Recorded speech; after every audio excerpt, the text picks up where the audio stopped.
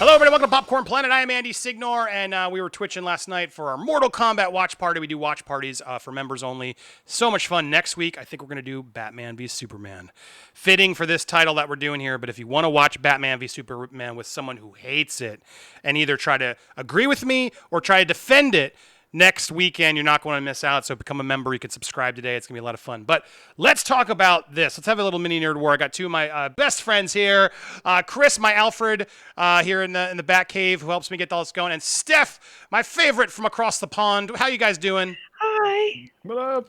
So, guys, I didn't even tell him we were live Twitch, and I didn't even tell him the story we're going to do, but you guys know because you clicked on it. But, guys, there was news the other day. There was news coming in from Empire Magazine, from an interview with Darren Aronofsky. And in this story, there it is, I got it up there. Apparently, Darren Aronofsky's Batman, when it fell apart, it's because the studio didn't want Joaquin Phoenix. Joaquin Phoenix was going to be Darren's Batman. This is just weird. This is weird. I have trouble seeing that, and we'll get there in a second, because I want to talk about, could Joaquin Phoenix have pulled off a Batman in Aronofsky's, adaptation of Batman Year One? It's just weird. But I was always very interested in seeing what his version would have been. And then obviously Nolan ended up doing his version instead, which I think ended up for the best. But let's check out some of this. And then I want to get to the panel here. We'll talk about it. Not only, how this happened, but who the studio wanted instead. So his vision was to be, but in the new issue of Empire, he opened up about his plans. Now, they differed from the studio. The studio wanted a much more clean-cut Bruce Wayne. The studio wanted Freddie Prinze Jr., and I wanted Joaquin Phoenix, he recalls. I remember thinking, we're making two different films here. That's a true story. It was a different time. The Batman I wrote was definitely a way different type of take than they ended up making, which was the Nolan one, which eventually got the gig. Which, God, imagine that if it had gone to him instead and he had made some like super weird, artsy, fountain-esque Batman Year One with Joaquin Phoenix as Batman. I don't know if that would have paid off for Joaquin the same way Joker eventually did. So really weird turn. But here, so we talking. It was an amazing thing because I was a big fan of the graphic novel work. So just getting to meet him was exciting back then. He was talking about meeting. Was he meeting with Frank Miller? Frank Miller's one comic in that series with nods to Death Wish, French Connection, Taxi Driver. It even had Miller himself on scripting duties. It was an amazing thing because I was a big fan of the graphic novel work, so just getting to meet Frank Miller was exciting back then. The director recalls apparently even after the hardboiled writer was shocked by how dark Aronofsky was looking to go with Batman veering into torture territory. The Batman that was out before me was Batman and Robin, the famous one with the nipples on the batsuit. So I was really trying to undermine that and reinvent it, he explains. That's where my head went. In the case of Joaquin Phoenix going to Batman, due to the eventual Joker, perhaps the Dark Knight is true. You either die a hero or live long enough to see yourself become the villain.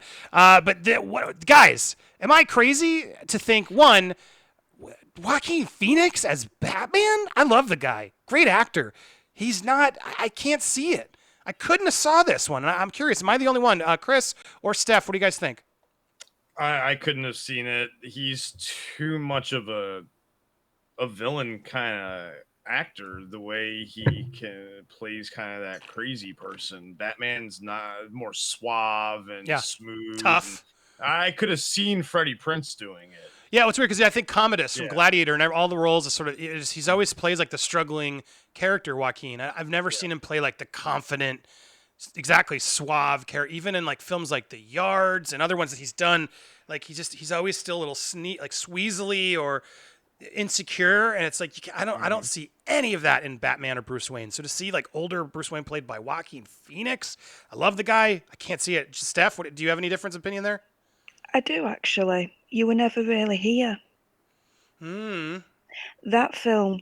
So what he does there is he tracks down like missing girls for a living. He kind of plays the hero there, and there's a lot of like violence in there, and he plays the hero in that, and it's so dark that for a Batman movie, I can kind of see it with Joaquin Phoenix, especially with how dark they wanted to go with this one.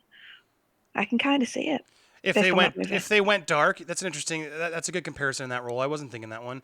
Unrelated to mentioning, he played a nice guy in Signs, but still he was kind of a weirdo even in that one. He's always playing. So interesting take, Steph. Good job, good pull there. I still I don't know. I still have trouble seeing it. And I wanted to echo what Chris said. Like I kind of I don't like this sort of shade at Freddie Prinze Jr. Like I get it in the '90s, he was sort of the heartthrob guy, but so is Chris Evans. Like, I think Freddie Prinze Jr. has, especially with the vocal work he's done and Star Wars and stuff, I think Freddie Prinze Jr. could have proven himself if he had gotten the chance to sort of meet with Darren and say, well, look, let's try and do something dark. He probably would have been thrilled. I tweeted, he's pretty vocal and responds pretty quickly on Twitter. I tried to get a comment from him just to see if he did, and he never responded. But I don't know. I think it's a weird casting choice to go with Joaquin, but and especially back then, he wasn't the Joaquin we know now and love. It would have been it could have actually done, bad for Joaquin. It could have probably been like a big commercial weird failure, and I wonder if that would have actually not helped his trajectory that he ended up getting. Or it could have been amazing for all we know. But Aronofsky's, I feel like, is just Requiem for a Dream. I love it, but it is tough. It's a tough watch. So knowing he wants to go dark torture with Batman Year One and sort of pull some of that, it makes me think, wow, Snyder didn't go, clearly Snyder isn't as dark as we think it could have gone. Like Zack Snyder's dark Batman and everything else he's doing with the Justice League. Clearly Aronofsky's Justice League would have been way crazier. So while as curious as I am of it, the more I look at this article, I'm just like, yikes. No, this was probably, I don't even want to say it was worthy of a miss. No, I mean, I would have loved to have seen what this would have been, because it would have been something for sure. It would have been something, right? I mean, we might not have liked it, or it might have been too weird for the commercial audiences, but it still would have been fascinating, because Aronofsky is a fantastic director, hugely artistic, visionary director, that taking Joaquin Phoenix to turn him into a Batman, I'm definitely curious, but I don't think I would have liked it. And again, last thing, and I'll go back to you guys. I really do think it's like Freddie Prinze Jr., sure, she's all that and all that stuff, that sort of where he was coming from, Scooby-Doo. I could see why Darren Aronofsky would look at him and go, no, come on, what are you thinking about? But he should have met with the guy. It doesn't sound like he did. He sort of was like scoffing at the idea of the heartthrob. No, I want Joaquin Phoenix. Do you guys like Freddie Prinze? Do you think that was a harsh call? You said, Chris, you said you could have saw him as it?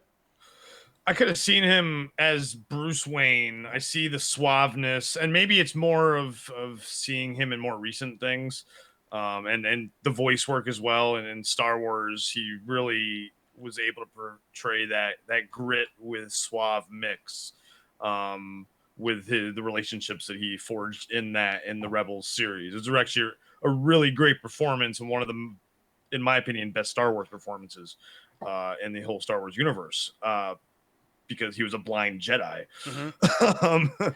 And I do think Aronofsky should have maybe met with him to see the vision that maybe Warner Brothers was trying to go with, because it's such a huge property that you kind of have to look at all the options and make sure that you don't mess it up. You mess up this, it could hurt your career a lot. And he think sort of did it because he went and made The Fountain next with Hugh Jackman. Yeah. I think that was I think, if I'm remembering the order, which was not a big hit, and critics were like, meh. And I didn't like it. I didn't like that film. It went too down the rabbit hole for me. Yeah, so confusing. And so but he still clearly proved himself in The Black Swan, and he's sort of proven himself as an auteur director that I feel like he'll be able to do what he wants. Not at huge budgets, but he'll be able to get gigs and do films that he wants because he's so respected. But it's weird. I'm seeing comments here. Just I don't know if he would have been good at adapting story. He would probably piss off comic back. Absolutely, it would have absolutely pissed off fans in a way. But it also probably would have created I don't want to say army, but there would have been a crew of people that would have been as passionate probably about his as they were about Snyder's. And I don't want to throw shade at Snyder. That's not even my goal, but I feel like Aronofsky has made more respected cinema, if you will call it, than sort of Snyder has. Snyder's done more commercial, big adaptations, and sort of more visually, goes the visual style. But Aronofsky's all about sort of like Oscar bait type, dark stuff. Yeah, just that alone though, I would have been curious. Steph, final thoughts. So you are you sort of, as you're thinking about it, are you still like, man, I kind of want to wish I would have seen that, or you think it was probably a worthy skip? I wish I would have seen it. I don't think Freddie Prinze Jr. respectfully wouldn't have made a good Batman. I really think it was good that he didn't get it in the end, only because I saw him in 24 in the later seasons, and I really thought he was really rubbish in that. I just kept thinking about Scooby-Doo and all the 90 movies that he did, so there's a little bit of a he'll hate thing hearing there that. going on. But if you want like crazy, dark, I don't think you can go too far on with Joaquin Phoenix anyway. So I think he would have made a really interesting take on Batman that no one would have seen before. Yeah, So just that alone. yeah. I mean, and that I will admit, like I said, that would have been interesting. It's one of those ones you're just like, that's why I want to make this video, because I'm like, I keep trying to think, well, what would that look like? And I bet you it would have been pretty cool. Like in a lot of ways, it would have been cool, and one sort of just compared to maybe even potentially like the Joker was. So what we could have had, right? That's what we could have had, guys. Fascinating thing. I saw 24. That's a good pull. I don't know if that was his fault or just the soap opera-ness of that show, which I did watch religiously. And even Kiefer Sutherland, who I do think is a good actor, started running through the motions, and you're sort of like, it's just that style is the show. So but I agree in Star Wars in the voice stuff. I feel like fans have clearly seen he can do it, but. Granted, voice work and real acting work separate, but I've seen him in other good stuff. All I'm saying is it would have been nice to give him a shot, right? You always take the meeting just to sort of give the guy whose studio's saying, like, and see if he's down to like screw the studio's expectations and say, well, great, you're the hot star right now. Let's totally screw them over, the studio, and make this really cool dark one. I bet you Freddie Prinze would have been like, yes, please. I'd love to not be seen as Mr. Fred from Scooby-Doo. And he probably would have had a huge team player who would have done whatever the hell he told him to if he had the muscles for it to sort of really see it off. Chris, you were raising your hand. Do you final thought? Yeah, and that's exactly my point is, yeah, you saw him as Scooby-Doo because you never he never had that chance to change that persona. I feel like in such a big commercial role. I think Scooby-Doo was his last big commercial role besides Star Wars, but this would have been before Star Wars. So if he had been given that opportunity, he might have had that chance to change his persona, his typical role casting. And also, I think what's interesting to think about on either of these, Joaquin Phoenix or Freddie Prinze, of what the trajectory of the DCEU would have been if either of these people had been cast in that role. And whether or not we would have only had a trilogy, or if we would have continued the DCEU instead of Batfleck and the rest of the Justice League. Yeah, and to be clear, like I should say, I mean, I don't want to say I didn't want to see the movie. It's a weird casting. I see someone actually say it, and I agree.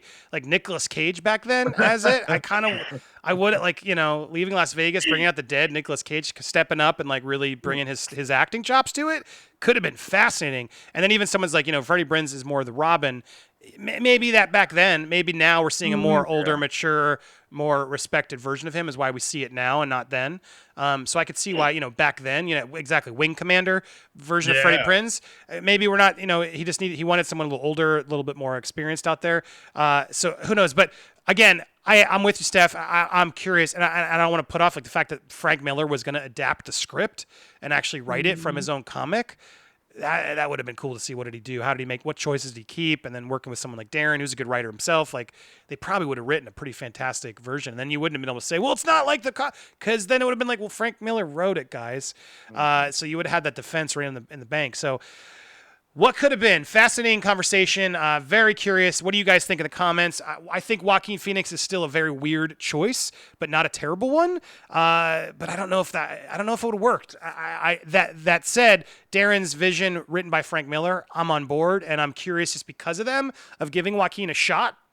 But I think that might have gone weird way. Am I crazy? Tell me down in the comments what you think. You can watch more videos. We're going to be here live on Twitch, and we're watching Mortal Kombat tonight. So if you're not a member, go subscribe today. You can hit join or subscribe here or subscribe over on Twitch. Lots of options to come find us, and we're also on Discord where we talk about this 24/7. So come join the community over here on Popcorn Planet. Thank you guys so much for watching here on YouTube. That's all we got for you. Bye-bye!